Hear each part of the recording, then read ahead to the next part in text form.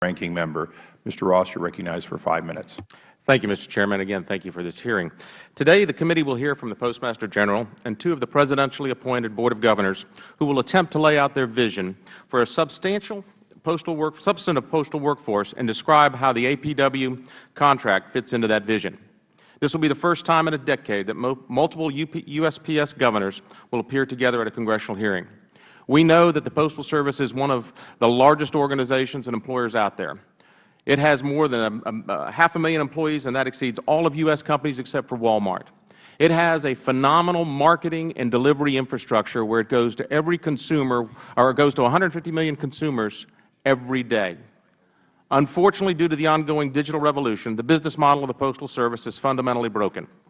It is losing billions of dollars every year and now stands on the brink of insolvency.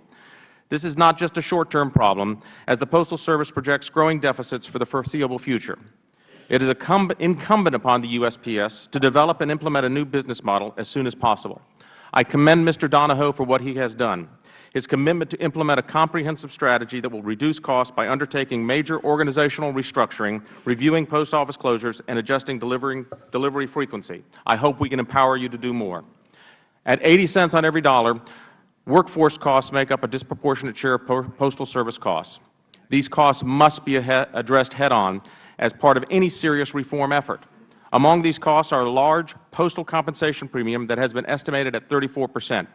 In fact, in 2001 arbitration decision, neutral arbitrator Stephen Goldberg stated, quote, "In concluding that there exists a Postal Service wage premium, I join a long list of arbitrators in prior USPS interest arbitrations who have reached the same conclusion." Close quote.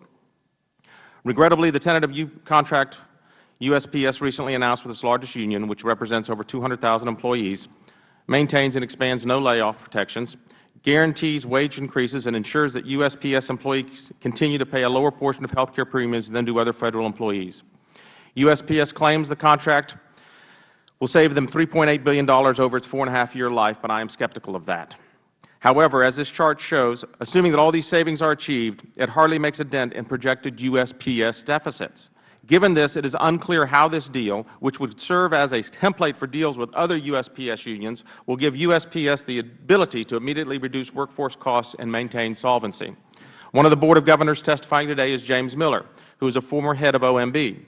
In contrast to other USPS executives, Miller has expressed disappointment with the APW contract and only endorsed it as the best possible under a broken arbitration system.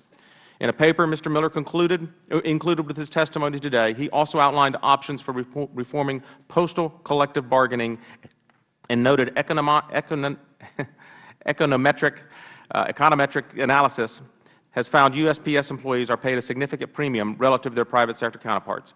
I look forward to hearing from Governor Miller and the rest of the witnesses.